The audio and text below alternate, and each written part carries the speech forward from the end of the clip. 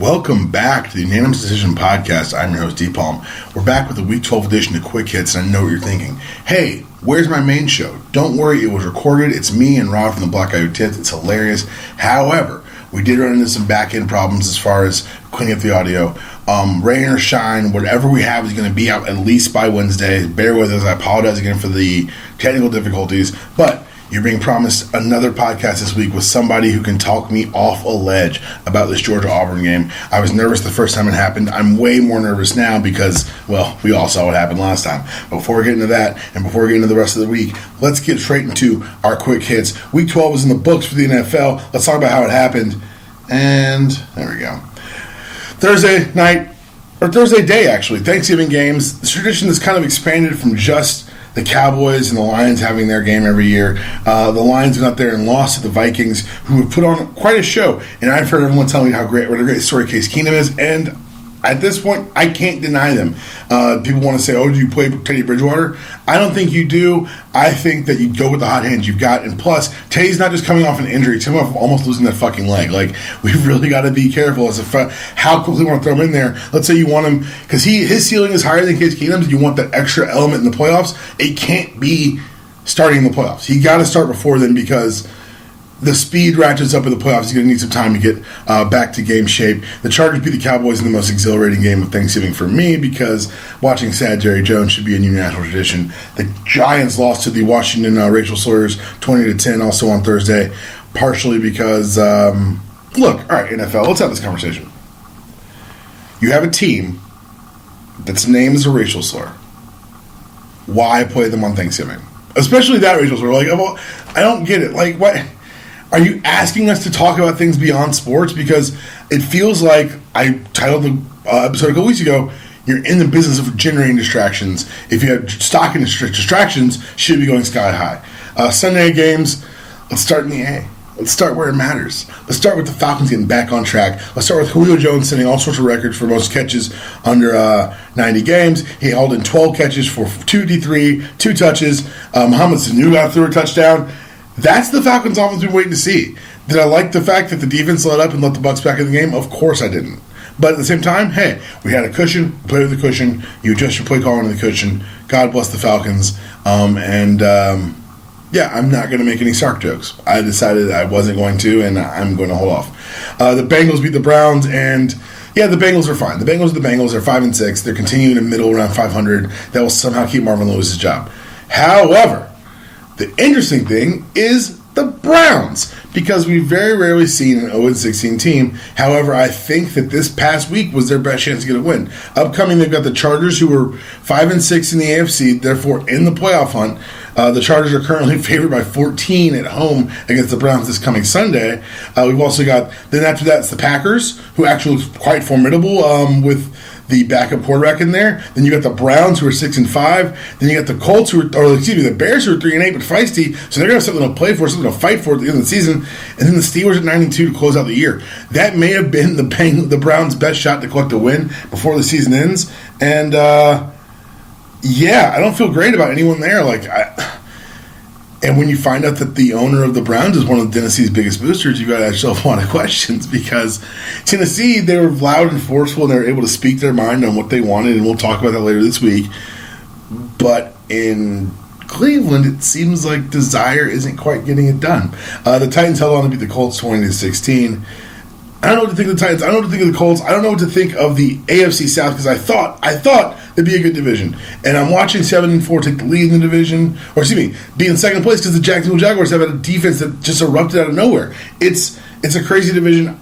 The teams you thought were going to be on top, the Colts and the Texans, are quite firmly on the bottom, and everything's on its ear. Speaking of things on its ear, Alex Smith has been returned from a sabbatical into space. The aliens that kidnapped him and replaced him with a competent quarterback have returned the Alex Smith of old. He's gone 0-4 in November, 1-4, in his last 5 games.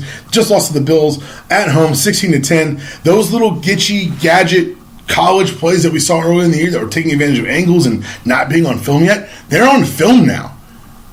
Like, I'm not an Andy Reid detractor, but at some point you've got to adjust these play calls, because clearly they've scouted you and they know what you're trying to do. That shovel pass to Kelce, it's not there anymore. People are sitting on, defensive ends are sitting on that. They're waiting on that play, and they're going to keep devouring it. In Buffalo, the coach, Sean McDermott, will commit to Tyrod Taylor only for the next game and not through the return of them to playoff contention, which I think is ridiculous. I think there's only really one option here, and that's to say, hey, Tyrod, lead us for this year. We'll work out the back end stuff on the back end, but if you want to win football games now and you want to win them this year, go ahead and commit to the kid. Go ahead and say, hey, Tyrod's our guy. Peterman, we're going to see what we have in the offseason. But right now, we made a mistake. Admit you made a mistake. Be the rare NFL coach that does it. The Pats beat up the Dolphins. Like, I don't know what to say anymore. Like, the Pats are so much better than the rest of the AFC. I almost feel like I shouldn't talk about them anymore. But I have to because they're just that damn good. The Panthers came back and beat the Jets. Don't need the Panthers to be good right now. I don't need the Panthers to be peaking. I need the Panthers to be resigning themselves to a fate of missing the playoffs. But it looks like the NFC South could have more than one or maybe more than two teams in the playoffs. We'll see how it all shakes out. Eagles peel out their 9th in a row, beating the Bears 31-3. This Carson Wentz kid might be the truth. Like I'm always very reluctant to anoint young players, but 3 touchdowns, 227, 23-36. Those are all great numbers. Those are all rare numbers for a guy in his second year. They're rare numbers for a guy in his second year who's doing a whole lot of winning. The Seahawks beat the 49ers 24-13. The Seahawks knocked out the quarterback for the Niners, eliciting cheers from the fans. It's a rough one to swallow. That's a tough one. Anytime one of your own players are down and your fans are booing, you ask yourself a lot of questions. And I've explained this to people for years that once the Niners built their stadium, they bottomed out expenses so they could maximize profits because they were going to be able to fill that stadium for a couple years off of goodwill. And now they're going to say, hey, we're going to clean house, we're going to bring in a new staff. Now we're going to sell you hope and fill it up again while still keeping costs down because winning isn't the object here. You've got to remember, making money is. The Saints lost to the Rams, good. The Saints return to form as the 1998 Broncos continues, but Drew Brees was sacked, I think, 3 times on Sunday, showing that you can get to him. And from my Falcons lens, our pass rush has been improving. I need our back end to continue to get better, but and that gives me hope for what can happen against a run with such a run-heavy team against the Falcons. Because while the Rams have transcendent talent like Aaron Donald out there on defense, I love Wade Phillips, but I don't love Wade Phillips. So we'll see how schematically we can copy that for these last 2 games against the Saints. The Cardinals beat the Jaguars in a bit of an upset, 27-24. I really thought that we had turned the corner on the Jags, that we kind of accepted that maybe this is who they're going to be, but the ghost of Blaine Gabbert came back and bit them. Hey, NFL, you're wondering why ratings are down? Bortles versus Gabbert. There you go. Just hint 1. Broncos and Raiders. Raiders won 21-14. Broncos still can't find an answer on offense, but they found an answer on defense as Talib, for the second year in a row, snatched Michael Crabtree's chain. Now, reports coming out again that Michael Crabtree had the chain taped to his chest, so such a thing could not occur. The question now becomes, what kind of tape did he use, and why didn't he use more? People want to tell you that Michael Crabtree was not taping his chest. That's fake news, and they are trying to take your joy. Don't let them do that. The Steelers beat the Packers 31-28. Antonio Brown probably is the best receiver in the world. Like, you watch the performance he put up on Sunday night, it's crazy. But also, I want to give a tip of the cap to Brett Hundley and the Packers offense. They're able to keep pace with a very, very game Steelers offense that's kind of found their stride. Le'Veon Bell has got more yards from scrimmage than anyone in the league. Ben Roethlisberger's had one of good Ben games, 33-45, 354, and 4 touchdowns, and it still took a time-expiring field goal from Chris Boswell, hitting a 53-yard long, career-long, mind you, 3-point attempt to win the game. So, maybe these Packers hang around in the NFC North. The Vikings are still the Vikings because that defense is monstrous, but hey, the Lions have kind of folded. The Bears are the Bears. Maybe, just maybe, they can hold on long enough for Aaron Rodgers to come back and sprinkle some of that magic dust. And in the Monday night game, which I hope none of you watched, the Ravens mollywopped the Texans 16-23. It's a wrap for the Texans. Get you a quarterback. You've got a quarterback. Just wait for him to get healthy, and maybe don't bench him behind Tom Savage to start the season in the very, very, very, very, very beginning. Again, that was your show for Quick Snaps this week. Thank you for subscribing to the UD Pod feed.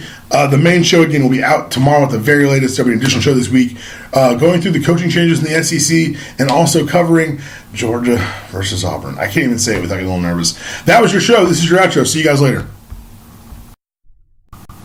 Welcome back to the Unanimous Decision Podcast. I'm your host, D. Palm. We're back with the Week 12 edition of Quick Hits, and I know what you're thinking. Hey, where's my main show? Don't worry, it was recorded. It's me and Rod from the Black Eyed Tits. It's hilarious. However, we did run into some back-end problems as far as cleaning up the audio. Rain or shine, whatever we have is going to be out at least by Wednesday. Bear with us. I apologize again for the technical difficulties, but you're being promised another podcast this week with somebody who can talk me off a ledge about this Georgia-Auburn game. I was nervous the first time it happened. I'm way more nervous now because, well, we all saw what happened last time. But before we get into that, and before we get into the rest of the week, let's get straight into our quick hits. Week 12 is in the books for the NFL. Let's talk about how it happened. And there we go. Thursday night, or Thursday day, actually, Thanksgiving games. The tradition has kind of expanded from just the Cowboys and the Lions having their game every year. The Lions went out there and lost to the Vikings, who have put on quite a show. And I've heard everyone tell me what a great story Case Keenum is. And at this point,